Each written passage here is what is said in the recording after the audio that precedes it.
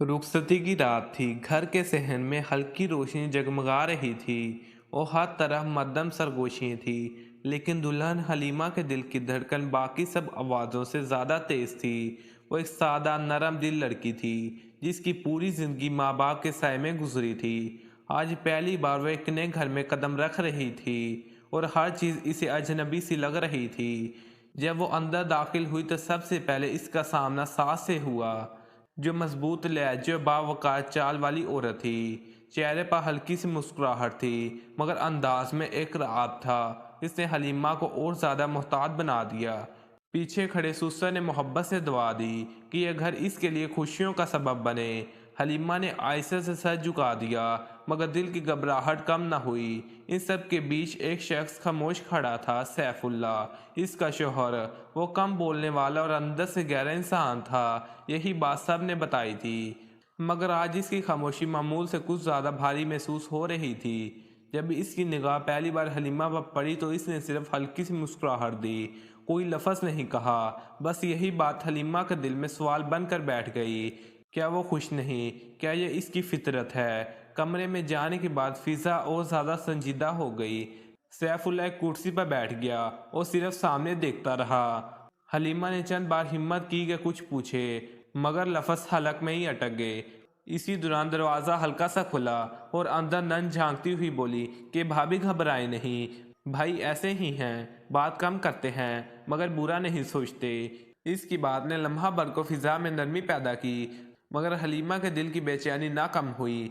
पहली रात का सन्नाटा बहुत गहरा लग रहा था। इसे महसूस हुआ कि सैफुल्ला की खामोशी सिर्फ आदत नहीं, जैसे कोई अंदरूनी दुख है जो वो छुपा रहा हो। हलीमा को अंदाज़ा नहीं था कि यह खामोशी आगे चलकर इसकी ज़िंदगी का सबसे बड़ा सवाल बन जाएगी।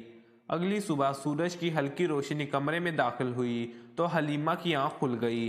रात की सारी बेचैनी अब भी दिल के अंदर मौजूद थी। इसने आयशा से इर्द गिर्द देखा। सैफुल्ला जाग चुका था और खामोशी से तैयार हो रहा था। इसने एक निगाह हलीमा पर डाली, जैसे कुछ कहना चाहता हो, लेकिन फिर रुक गया। हलीमा ने धीरे से सलाम किया तो इसने बस मुख्तसर सा जवाब दिया और बाहर चला गया। इसका ये रवैया हलीमा के दिल में एक और गहरा सवाल छोड़ गया।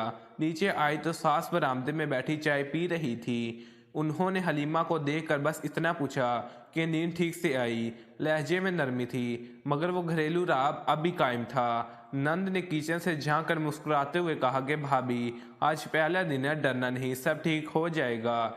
मगर हलीमा को डर नहीं, एक अजीब सा खालीपन महसूस हो रहा था, जैसे इस घर की दीवारें भी इसे कुछ छुपा रही हों।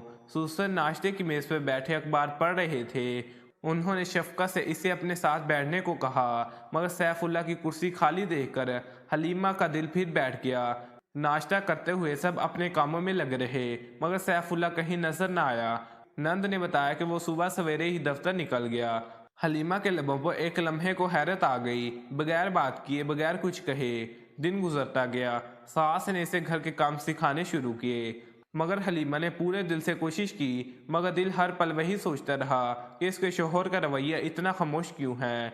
शाम को दरवाज़ा खुला तो सैफुल्ला वापस आया। इसने हलीमा पर सरसरी सी नज़र डाली और अपने कमरे की तरफ चला गया। ना पूछा दिन कैसा गुजरा, ना कोई बात की। ये रवैया अब हलीमा को तकलीफ देने लगा था। वो कमरे के दरवाजे के पास खड़ी रही, मगर सैफुल्ला ने एक लम्हा भी इस पर नजर न डाली।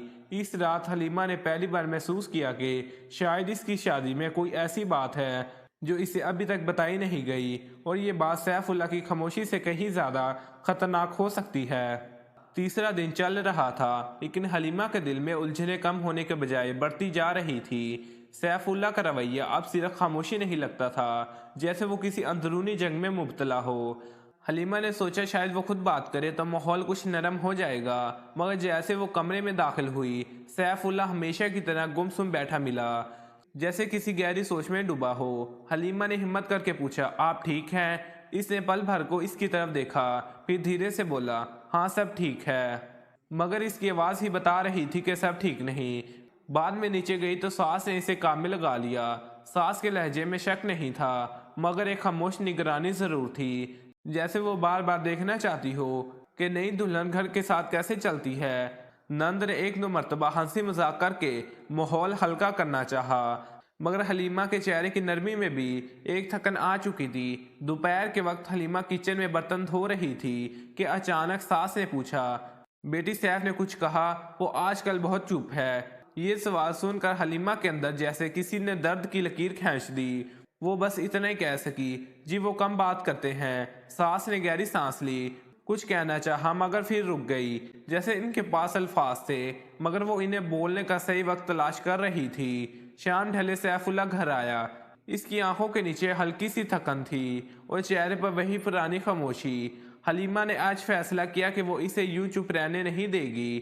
رات کو جب وہ کمرے میں آیا تو حلیمہ نے بیٹھتے بیٹھتے پوچھ لیا، اگر کوئی بات ہے تو مجھے بتا دے، میں آپ کی بیوی ہوں۔ سیف اللہ چند لمحے خاموش رہا، پھر عائشہ سے بولا، باتیں سب کے نصیب میں نہیں ہوتی حلیمہ، کچھ لوگ دل رکھ کر بھی بات نہیں کر پاتے۔ حلیمہ اس جواب سے اور زیادہ پریشان ہو گئی۔ یہ کوئی عام خاموشی نہیں تھی، جیسے کوئی بوجھ، کوئی پرانا زخم یا کوئی ایسا راز ہو جس سے الفاظ بننے میں بھی ڈر لگتا ہو۔ اور اب حلیمہ کو یقین ہونے لگا تھا کہ سیف اللہ کی اس خاموشی کے پیچھے کوئی کہانی ضرور ہے، کوئی ایسی بات جو اس کی شادی کو بدل سکتی ہے۔ رات گہری ہو رہی تھی مگر حلیمہ کے ذہن میں سوالوں کی روشنی جلتی رہی۔ سیف اللہ کے کہے ہوئے الفاظ دل رکھ کر بھی بات نہیں کر پاتے، اس کے دل میں چپتے رہے۔ یہ صرف اداسی نہیں تھی، یہ کسی ایسے زخم کی نشانی لگ رہی تھی جو ابھی تک نہیں بھرا۔ اگلی صبح وہ جلدی جاگ گئی۔ سیف اللہ پہلے تیار کھڑا تھا۔